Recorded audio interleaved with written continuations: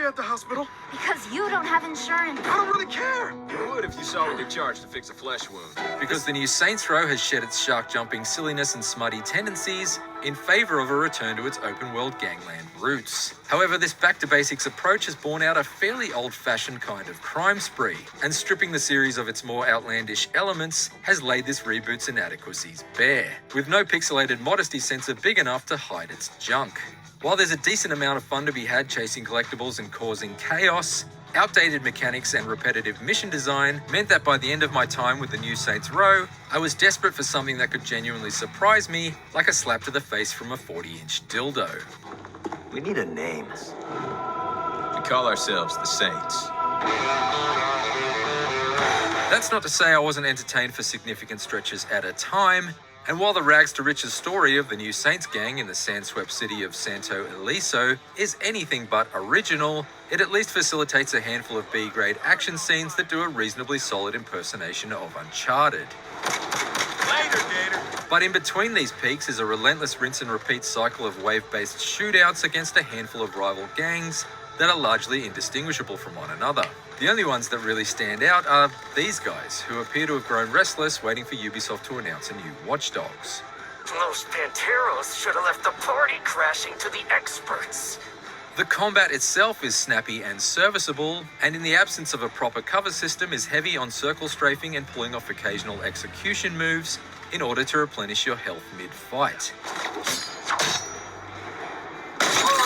Dead as a doornail. It doesn't exactly create a propulsive ballet of ballistics to rival Doom Eternal, but it's a neatly streamlined setup that allows you to recover from damage without having to scramble for dropped medkits or fumble with the consumables menu. In addition, there's a recharging skill system that allows you to bind special abilities to 4 hotkeys, but although I had access to everything from flaming punches to the ability to shoot through walls, rarely did I feel the need to use them in favor of the more traditional skills like throwing grenades and activating temporary armor, which made for a mostly conventional brand of firefights. It's also fairly conventional in its approach to driving, though there are a handful of aircraft and boats to discover. Whoa, bail, jump! Most of my time in Santo Ileso is spent behind the wheel of a healthy fleet of land vehicles.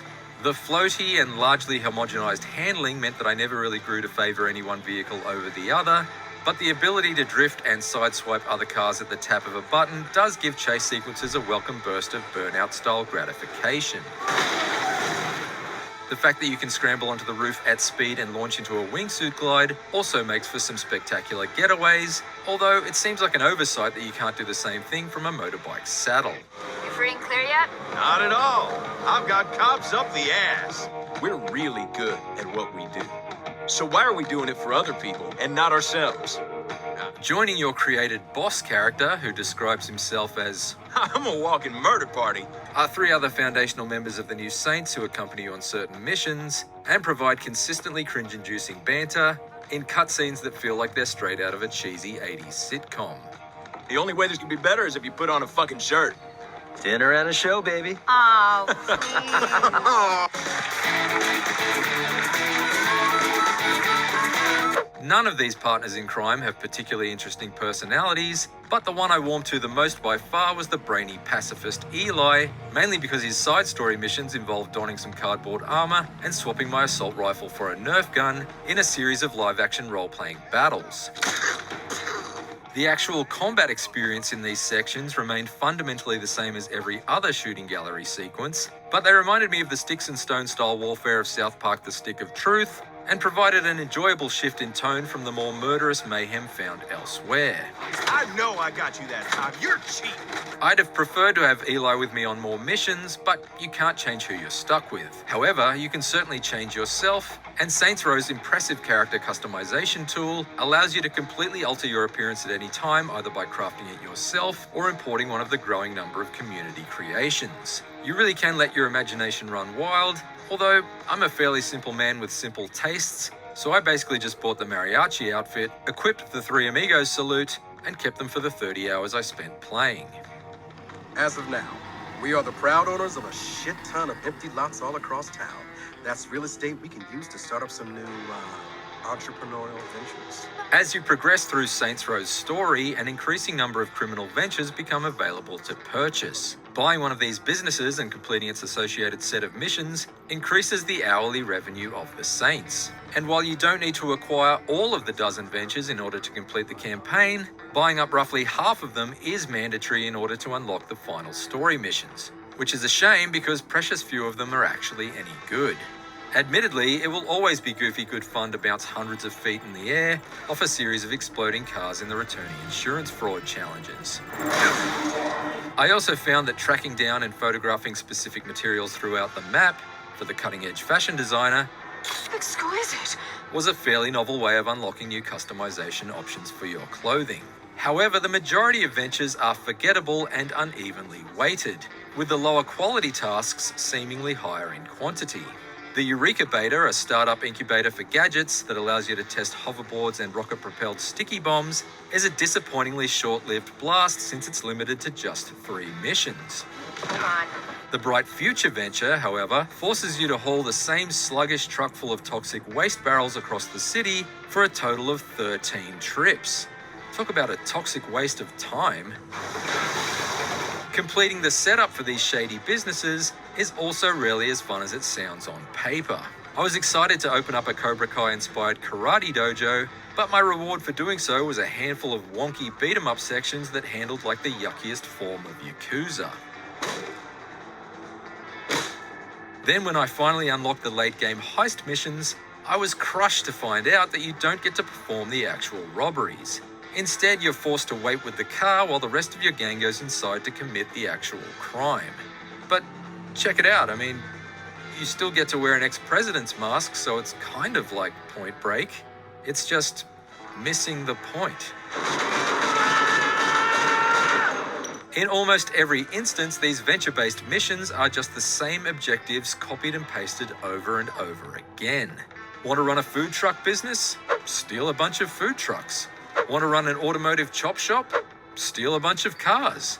Want to run a clothing empire? Design your own fashion range and figure out how to market it effectively.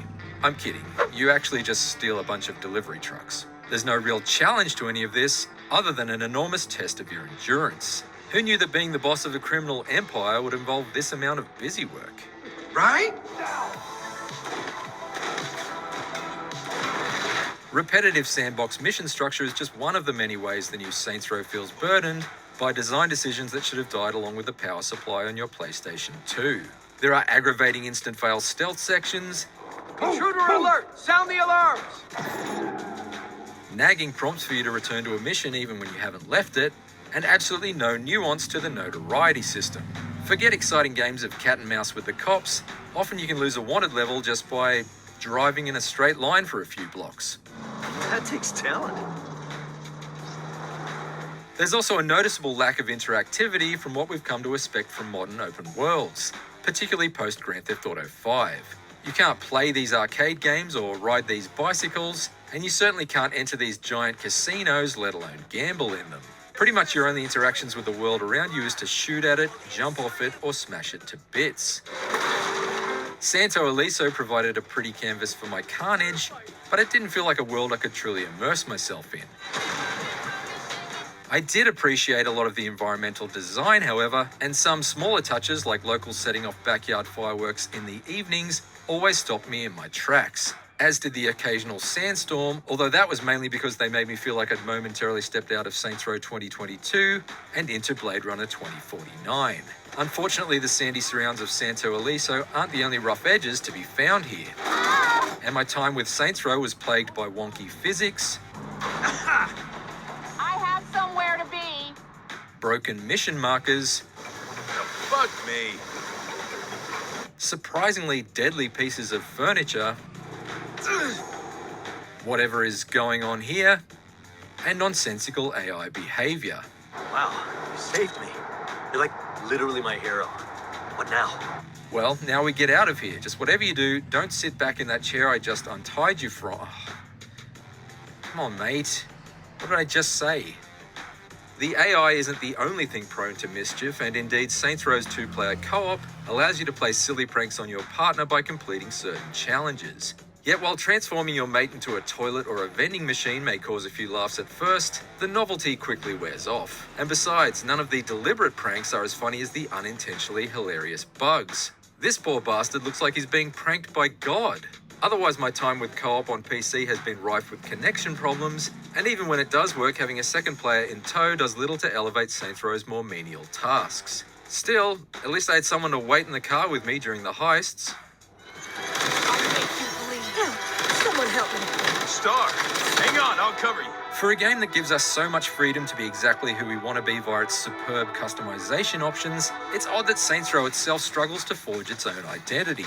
There's definitely no shortage of shallow shoot-'em-up thrills to be had here, but it's a very familiar and uninspired brand of sandbox fun that's unlikely to wow anybody who's played a Saints Row game before, much less a GTA.